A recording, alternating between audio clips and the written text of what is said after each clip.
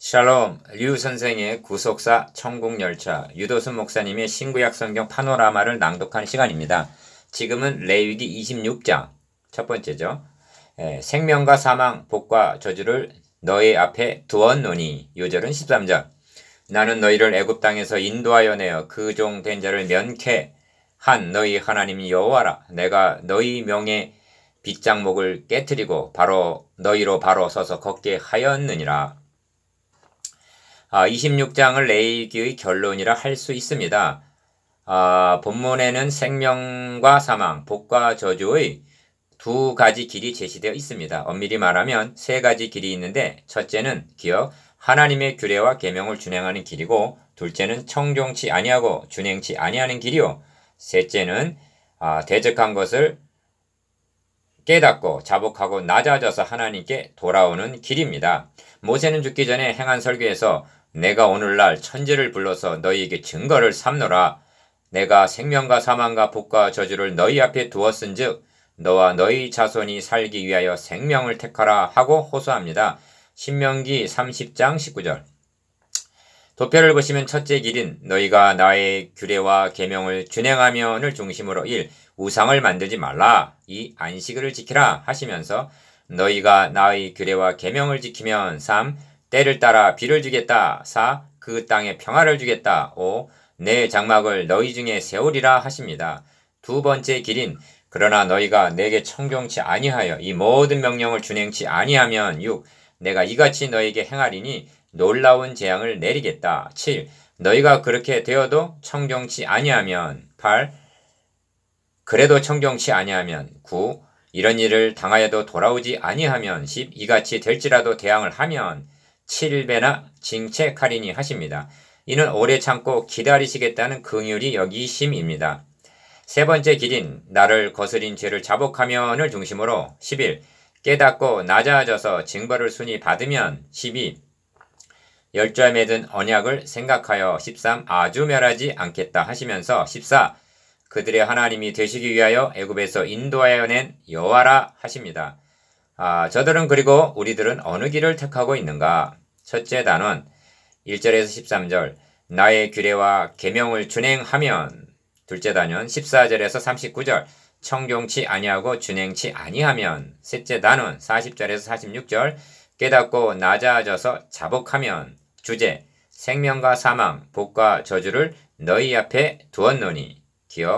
성경을 교훈적인 관점으로 보고 있느냐 아니면 구속사라는 관점으로 보고 있느냐 하는 점이 본문 같은 경우에서 확연히 드러납니다. 예를 들어 너희가 나의 규례와 계명을 준행하면 3절 그러나 너희가 내게 청종치 아니하며 이 모든 명령을 준행치 아니하며 14절의 뜻을 무엇으로 보는가 하는 점입니다. 니은 이 말씀을 십계명을 준행하면 즉 율법을 준행하면 하는 정도로 여긴다면 이는 곡해하는 것이요 레위기 1장으로 되돌아가야 합니다. 왜냐하면 1장부터 여기까지 어디에 초점을 맞춰 무엇을 증거하였는가를 인식하지 못하고 있다는 증거이기 때문입니다. 5대 제사, 대속제일, 3대 절기, 바로 앞에서 말씀한 기업물을 희년 등이 무엇에 대한 그림자인가를 생각해 보시기를 바랍니다. 디귿 본장의 첫 말씀이 우상을 만들지 말라 1절이라는 말씀인데 구약 교회가 어찌하여 성소가 황량하고 성읍이 황폐하며 열방 중에 흩음 31절에서 33절을 당하게 되었는가? 한마디로 우상을 숭배했기 때문입니다. 이를 교훈적으로 보아 십계명을 범했다는 식으로 적당히 넘어가서는 아니 됩니다. 이를 구속사의 관점으로 보면 어떤 의미가 되는가? 리을 하나님은 본장 마지막 부분에서 아브라함, 이삭, 야곱과 맺은 언약 42절을 상기시키십니다. 이들 열조에게 세워주신 언약이 무엇인가? 율법이란 말인가? 아닙니다. 천하만민이 너의 자손으로 말미암아 복을 얻으리니 한 메시아 언약입니다. 신약성경은 내가 이것을 말하노니 하나님의 미리 정하신 언약을 430년 후에 생긴 율법이 없이 하지 못하여 그 약속을 헛되게 하지 못하리라 합니다. 갈라디아서 3장 17절 하나님은 율법을 주시기 이전에 먼저 복음을 주셨습니다. 하나님은 메시아를 통해서 복을 주시려 하는데 저들은 아니라 우리가 우상을 통해서 복을 받으리라 하는 것입니다. 이는 다름 아닌 메시아 언약을 망각하고 이를 배척했다는 단적인 증거였던 것입니다. 미음, 저들이 왜 우상을 숭배했는가? 우리 선조와 우리 왕들과 우리 방백들이 유다 성읍들과 예루살렘 거리에서 하던 대로 하늘 여신에게 분향하고 그 앞에 전제를 드리라. 대저 그때는 우리가 식물이 풍부하며 복을 받고 재앙을 만나지 아니하였더니 우리가 하늘 여신에게 분향하고 그 앞에 전제 드리던 것을 폐한 후부터는 모든 것이 핍절하고 칼과 기근의 멸망을 당하였느니라 하고 말하고 있습니다. 예레미야서 44장 17절에서 18절. 즉 메시아 신앙을 기복 신앙으로 바꿔치기를 한 것입니다. 신구약 시대를 막론하고 구원을 얻을 수 있는 것도 오직 그리스도 안에만 있고 멸망을 당하게 되는 원인도 그리스도를 배척하기 때문임에 확고해야만 합니다. 비읍, 신약성경에도 생명과 사망, 복과 저주의 두 길이 있습니다. 하나님이 세상을 이처럼 사랑하사 독생자를 주셨으니 이는 저를 믿는 자마다 멸망치 않고 영생을 얻게 하려 하심이니라. 저를 믿는 자는 심판을 받지 아니하는 것이요 믿지 아니하는 자는 하나님의 독생자의 이름을 믿지 아니하므로 벌써 심판을 받은 것이니라. 요한복음 3장 16절 18절라고 하십니다. 여기 멸망과 영생, 심판과 심판받지 않는 두 길이 있습니다. 그럼에도 불구하고 구약을 대할 때 교훈이나 축복은 보면서도 그리스도를 만나지 못하고 증거하지 않는다면 이는 다름 아닌 우리들도 복음을 잃어버리고 있다는 징조입니다. 그러면 본문을 구속사적인 관점으로 본다면 어떤 의미가 되는가? 첫째 단원 1절에서 13절 나의 규례와 계명을 준행하면 1. 첫 말씀이 너희는 자기를 위하여 우상을 만들지 말지니 목상이나 주상을 세우지 말며 너희 땅에 조각한 석상을 세우고 그에게 경배하지 말라. 나는 너희 하나님 여호와임이니라 하십니다. 1절. 기억. 우상을 경배하지 말라 하시면서 나는 너희 하나님 여호와니라 하심을 유념해야만 합니다. 하나님이 창조사역과 결부되는 호칭이라면 여호와는 구속사역과 결부되는 호칭입니다. 그러므로 본문에는 애굽 땅에서 너희를 인도하여 낸 너희 하나님 여호와니라는 말씀이 두 번이나 나옵니다. 13절 45절. 이 말씀을 계속적으로 25장 38절 42절 55절 상기시키는 의도는 바로의 종이었던 너희를 구속하여 너희로 내 백성을 삼으신 하나님 출애굽기 6장 6절에서 7절 이심을 잊지 않게 하기 위해서입니다. 그리고 이는 그리스도를 통한 구속에 대한 명백한 예표인 것입니다. 두 번째 말씀이 너희는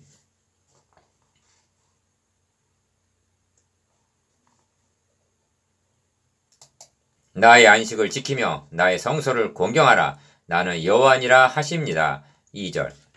기어 죄들에는 억만가지가 있다 하여도 크게 두 가지로 분류가 되는데 경건치 아니함과 불의 로마서 1장 18절.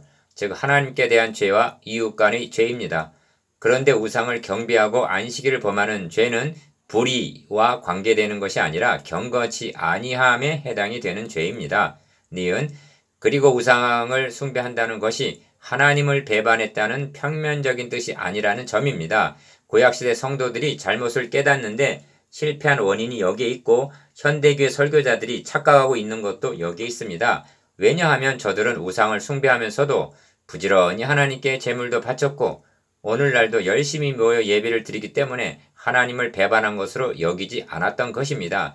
우상 숭배를 구속사의 맥락으로 보면 바로 메시아 언약을 배신한 것이 되는 것입니다.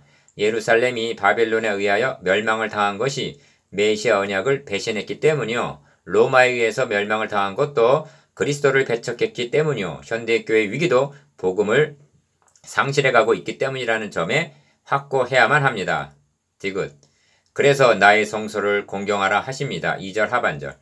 19장 30절에서도 내 성소를 공경하라 하시고 20장 3절에서는 반대로 내 성소를 더럽혔다 하고 책망하십니다. 이는 건물을 숭배하라는 뜻이 아닙니다. 성소가 누구의 모형이며 그곳에 드려진 제사가 무엇에 대한 예표인가를 생각해 보시기를 바랍니다.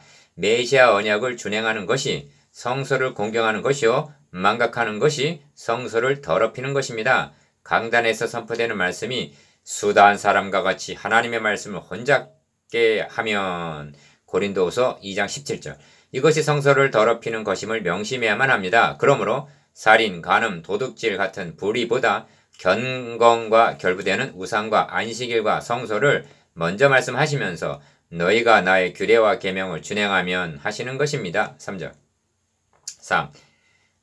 내가 너희 비를 그 시후에 주리니 땅은 그 산물을 내고 밭의 수목은 열매를 맺을지라. 4절 기억 너희의 타작은 포도 딸 때까지며 까지 미치며 너희의 포도 따는 것은 파종할 때까지 미치리니 너희가 음식을 배불리 먹고 너희 땅에 안전히 거하리라 하십니다. 5절 이는 구약적인 축복의 말씀이요 우리에게는 복음을 통해서 받게 되는 축복인 것입니다. 4번 또 내가 그 땅에 평화를 줄 것인즉 하십니다. 6절 상반절 기억 너희가 누구나 너희를 두렵게 할 자가 없을 것이며 내가 사나운 짐승을 그 땅에서 제할 것이요 칼이 너희 땅에 두루 행하지 아니할 것이며 너희가 대적을 쫓으리니 그들이 너희 앞에서 칼에 엎드려질 것이라. 6절 하반절에서 7절 니은 너희 다섯이 백을 쫓고 너희 백이 만을 쫓으리니 너희 대적들이 너희 앞에서 칼에 엎드려질 것이며 내가 너희를 권고하여 나와 너희와 세운 언약을 이행하여 너희로 번성케 하고 너희로 장대케 할 것이며 너희는 오래 두었던 묵은 곡식을 먹다가 새 곡식을 인하여 묵은 곡식을 치우게 될 것이며 하십니다. 8절에서 10절 여기 너희와 세운 언약을 이행하여 라는 말씀이 있는데 이는 너무나 중요한 의미가 있기 때문입니다. 셋째 단원에서 함께 두기로 하겠습니다. 5번 내가 내 장막을 너희 중에 세우리니 하십니다. 11절 상반절 기억 주목해야 할 점은 축복의 영광스러움이 때를 따라 비를 내려 주시는 물질 축복에서 4절 나 평화의 축복으로 6절 다 장막을 너희 중에 세우리니 11절 하시는 임재의 축복으로 점점 높은 곳을 지향하고 있다는 점입니다. 장막을 너희 중에 세우리니 내 마음이 너희를 싫어하지 아니할 것이며 나는 너희 중에 행하여 너희 하나님이 되고 너희는 나의 백성이 될 것이니라 하십니다. 11절 하반절에서 12절 이는 지고지선의 축복입니다. 니은 나는 너희 하나님이 되고 너희는 나의 백성이 되리라는 말씀은 성경 전체의 대주제라 할 수가 있습니다. 하나님은 창세기 3장에서 자기 형성대로 지으신 자기 백성을 잃어버리신 것입니다. 하나님이 자기 아들을 보내시는 목적이 무엇인가? 인자에 온 것은 잃어버린 자를 찾아 구원하러 함이니라 하십니다.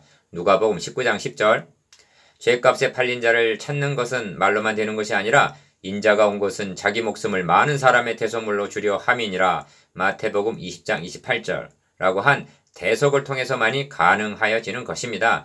하나님은 레위기를 통해서도 잃어버린 자기 백성을 찾아 함께 거하시려는 하나님의 나라를 건설을 계획하시는 것입니다. 하나님의 나라 건설을 계시하시는 것입니다. 디귿 이 주제가 성경 마지막 부분에서 보라 하나님의 장막이 사람들과 함께 있음에 하나님이 저희와 함께 거하시리니 저희는 하나님의 백성이 되고 하나님은 친히 저희와 함께 계셔서 모든 눈에서 눈물을 씻기심에 다시 사망이 없고 하고 완성될 말씀입니다. 계시록 21장 3절에서 4절 그러나 배은망덕한 인간은 훗날 하나님으로 하여금 그들이 여기서 크게 가증한 일을 행하여 나로 내 성소를 멀리 떠나게 하느니라. 에스겔서 8장 6절 하시면서 영광이 떠나시는 것을 보게 됩니다. 그럼에도 불구하고 하나님 또다시 남은 자가 있게 하셔서 돌아오게 해주셨습니다. 사람은 다 거짓되되 오직 하나님은 참되시다 할지어다 하고 말할 수밖에 없습니다. 로마서 3장 4절 리을 첫째 단원의 결론적인 말씀은 나는 너희를 애굽 땅에서 인도하여 내어 그 종 된 것을 명쾌한 너희 하나님 여호와라. 내가 너희 멍에 빗장목을 깨뜨리고 너희로 바로 서서 걷게 하였느니라는 말씀입니다. 13절 바로가 메어준 너희 멍에 빗장목을 깨뜨리고 나 종된 것을 명쾌하고 다 애굽 땅에서 인도하여 내어 너희로 바로 서서 걷게 하였느니라 하십니다. 미음 이들을 가리켜서 그 날에 여호와의 군대가 다 애굽 땅에서 나왔다 하고 말씀합니다. 출애굽기 12장 41절 보무도 당당히 말입니다. 바로의 노예에서 하나님의 백성 여호와의 군대로 바뀐 것입니다. 종된 것을 명쾌하고